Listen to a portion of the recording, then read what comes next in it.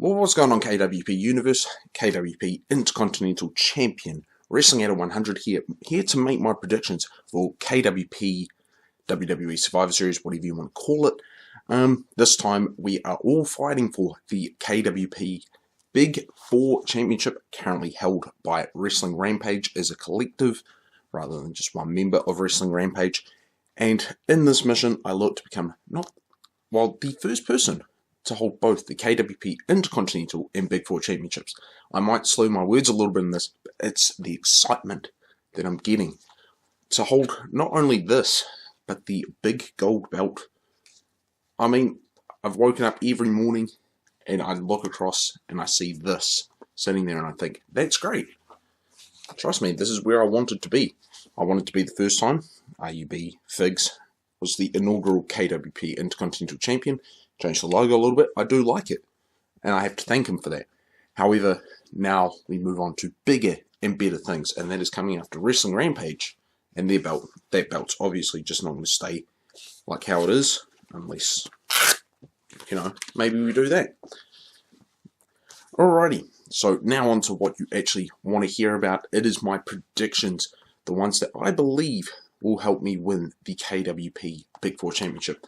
We're going to talk about all the matches just in case one of them isn't in the pre-show like it says it's meant to be or whatever. So we'll talk about Enzo Amore versus Kalisto for the Cruiserweight Championship.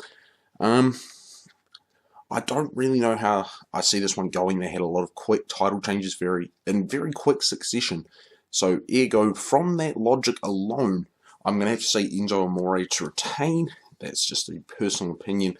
I would love to see the belt on Kalisto. Obviously, not everyone's so hot on Enzo Amore anymore, even in the talking department, and that's where he was, making his bread and butter, was by being a good talker, and now no one's really enjoying that, to be honest. So Enzo Amore to retain. I get the feeling they want to set up maybe Pete Dunne versus Enzo Amore at some point for that Cruiserweight Championship. Next up, we have The Miz versus Baron Corbin, non-title champion versus champion match, Intercontinental Champion versus United States Champion. Some could say this is the match where it is myself versus AK Over Entertainment. Of course, the Miz Taraj is going to be out there. I think The Miz is going to do it, and he will get a big win over Baron Corbin. Obviously, the company's not hot on Baron Corbin. There's always that sort of 3-on-1 kind of mentality.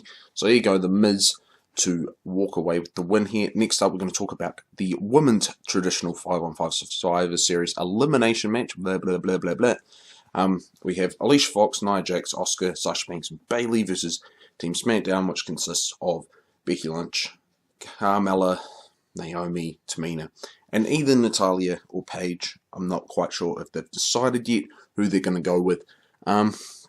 I do see Team Raw winning this one, and I do see Asuka being the lone survivor. They definitely want to capitalize on her undefeated streak, and having her be unbeaten in a traditional 5-on-5 Survivor Series elimination match makes that look just as good as well, doesn't it? Next up, we're going to talk about the Raw Women's Champion versus the SmackDown Women's Champion, Alexa Bliss versus Charlotte Flair. Charlotte Flair to win this one. Obviously, Ric Flair is back now. The company's a lot more hot on the Flair family than they are just on Alexa Bliss alone.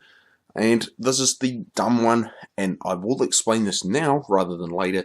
It is how they've quickly rushed to book these last-minute changes into storylines. Obviously, with this one as well, it was peaking up to be Natalya versus Alexa Bliss, and then they did the title change just a week or two before the actual match itself. So this match has had no hype really whatsoever. So when there's no hype, you have to back Charlotte Flair, obviously.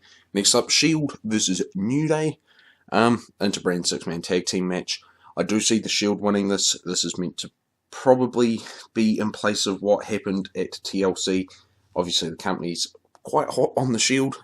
Don't get me wrong, the New Day, they're great talkers and all of that, but the Shield are probably the bigger brand out of those two 6-man teams. I'm just going to prop that up there just for now. Next up, we have the Bar versus the Usos. I'm going to say the Usos to win this one. I think that as a tag team, the Usos are more of a favourite to win it than anything else. And the Usos, after their little run with the New Day, have definitely put in a strong bid to be Tag Team of the Year, I would say, along with the New Day. They've been doing fantastic work on the mic and all of that, and I do think SmackDown will get the win in this one. Next up we have the Men's Survivor Series Elimination Match. And we came up with a little concept that the people from New Zealand who do the Raw pay-per-views would pick Team Raw, and then SmackDown would pick Team SmackDown. This one isn't so much about the belt as it would be for bragging rights. Who has ultimate bragging rights? New Zealand versus the USA. So with that logic, I don't know whether we're actually going to follow through with that idea. I'm going to go Team Raw. I know I've gone both Survivor Series matches for Team Raw, and it's not going to pan out that way. Team SmackDown will get the win, but I got to back my brand. Raw for the win. If that ends up costing me the belt, it is what it is. Finally, Universal Champion Brock Lesnar versus AJ Styles. Here's the shocker one. I want to say AJ Styles to win. I really want to see AJ Styles win. I want him to be that one notch in Brock Lesnar. It won't happen because there's a size difference thing. It's like, you know, all the classic rivalries, the big guy does have to go over.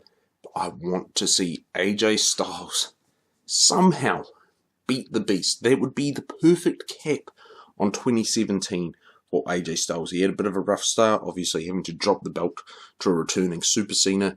You know, memorable WrestleMania match, but not too memorable and not too high on the card either, which was a little bit of a shame. Prominent heel run, now he's in a prominent face run.